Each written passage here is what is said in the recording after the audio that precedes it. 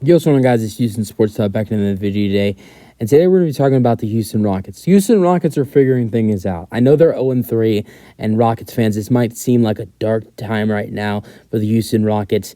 And I've seen so many comments from Rockets fans on Twitter or YouTube saying stuff about like how we're terrible and just a bunch of ugly comments about the Houston Rockets. And I just wanted to come on here and talk about the Houston Rockets and the growth of this team and what I've noticed from them in the first 3 games. And not only that, but also to give some momentum for Houston Rockets fans. And I'm going to just go ahead and say this. I don't know how other Rockets fans or NBA fans are going to feel about it, but I'm feeling extremely confident for the Houston Rockets in the next 3 games. I'm really feeling like the Houston Rockets are going to win their next 3 games. And you might not believe me once you hear who those 3 games are against. If the Houston Rockets play the way they did against the Golden State Warriors in their next 3 games, they should be able to win every single game. Look at what they did against the Warriors. They were down 16 points, came back, took the lead by 2. Their defense held the Warriors to only score 4 points in the first 6 minutes of the fourth quarter. Their defense was outstanding against the Golden State Warriors. They did great. They were playing great basketball, and I was very impressed. They can compete with the Golden State Warriors like that, and their good players are struggling, like Fred VanVleet and Dillon Brooks struggling, and Alperen Sengun struggling, and their bench unit is doing that. Like the main group of that, the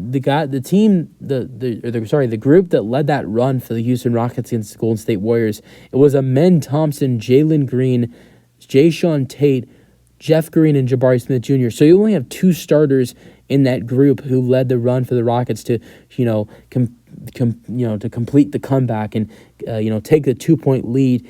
And, I was really impressed with the way they played on Sunday. It's disappointing when you play that good against a team like the Golden State Warriors, a fully healthy Golden State Warriors team, might I add.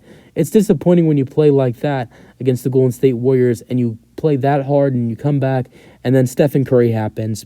But, like I said, Jabari's had an off game, or an off shooting game. Fred VanVleet was terrible. Dillon Brooks was not shooting enough. I thought he should have been shooting the basketball more. And Alperen Sengun did not look like himself. He did okay, but didn't look like himself. And then I want to go back to like Friday against the San Antonio Spurs.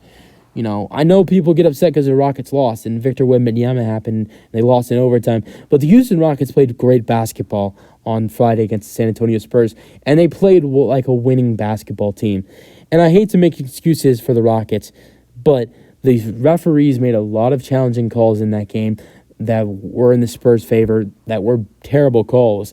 But still, even though that the refs made terrible calls that were in the Spurs' favor, the Rockets still made their own mistakes. They missed 10 free throws in that game. They had 18 turnovers. So the Rockets should have won that game. They should have cleared the mistakes they made. And they got off to a terrible start in overtime. The Orlando Magic, look, people will look at the Magic over the last couple of years, but when healthy, the Orlando Magic are a great team in the Eastern Conference. I know the Rockets lost by 30, but really, the Rockets mentally, they didn't lose by 30. They were down by like 13 or 15 points in the fourth quarter. And I think at one point they were down 18.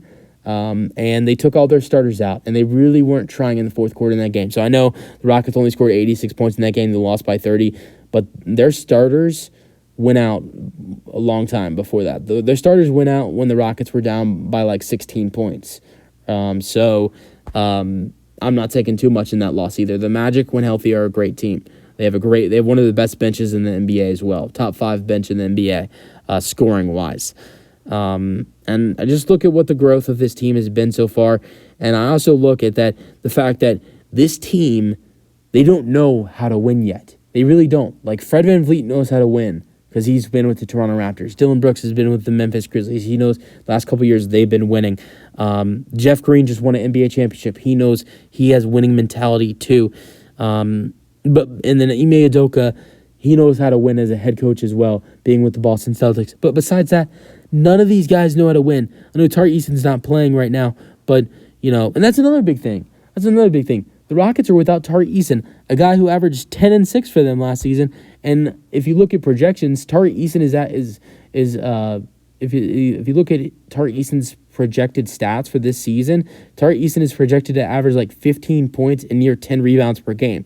The Rockets are missing they're missing a big piece off the bench right now in Tari Eason, and that's another thing I think about when it comes to the Rockets. I don't think a lot of people are thinking about right now, just because the Rockets are losing, that they're missing they're missing a very reliable piece off the bench at Tari Eason. But I mean, yeah, like none of these guys know how to win. Jalen Green, Tari Eason, who else? Alperen Sengun, Jabari Smith Jr., Jae'Sean Tate, Men Thompson, and Cam Whitmore, both rookies. They don't know how to win either. So it's going to take these guys a minute. Even though Fred and Dylan and Jeff Green know how to win, and so does Ime Udoka as the head coach, and the Rockets have brought in some winning mentality, other assistant coaches, and really there's a lot of winning experience for the whole Rockets coaching staff.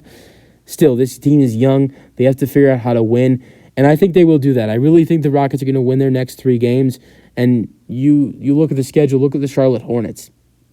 Charlotte Hornets are not that great. I think the Rockets have a more talented team. If the Rockets are playing like they did against the Golden State Warriors, the Rockets will win in a close one against the Charlotte Hornets. Then the Sacramento Kings, obviously the Sacramento Kings are a better team than us, but De'Aaron Fox, the Kings' best player, is out in that game. He'll be out for both games. We play them twice, on Saturday and Monday. So playing the Kings without De'Aaron Fox, I think the Rockets should, if they're playing their best basketball, should be able to win both games against the Kings, but maybe will only win 1 out of 2. So I think the Rockets should win 2 out of their next 3 games, and if not, all 3 of them. So 6 games in, the Houston Rockets should be sitting at either 3-3 or 2-4, which with the way the Rockets have been in the last couple of years, that's not bad.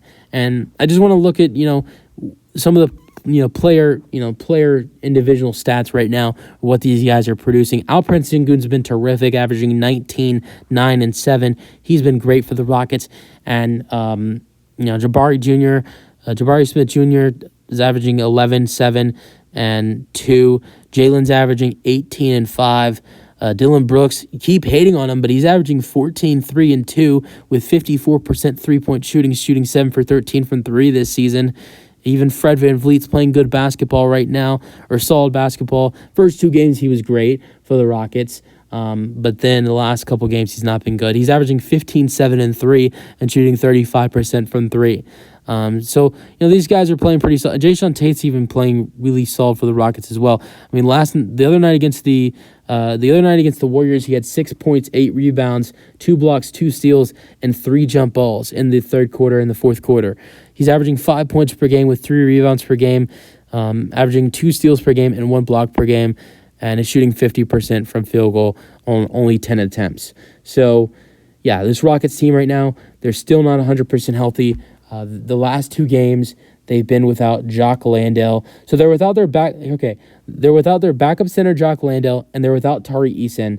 So they're without 2 guys who are good pieces to the team, Jock Landale, the backup center, and Tari Eason, the best scorer and the best player off the bench. And they're also playing good teams, like the Magic and the Warriors.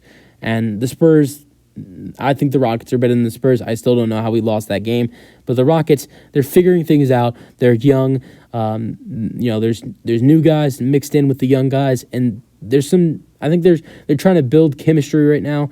And I do believe the Rockets will add in their first win of the season against the Charlotte Hornets tomorrow night on Wednesday against the Hornets. And then I do believe the Rockets should be able to get 1 win against the Sacramento Kings, with them being without their star player, De'Aaron Fox, and if not, 2 against the Kings. So 6 games in, expect the Rockets to be either 3-3 or 2-4. That's it for the video. Hope you guys enjoyed. Let me know your thoughts, and peace out. Go Rockets.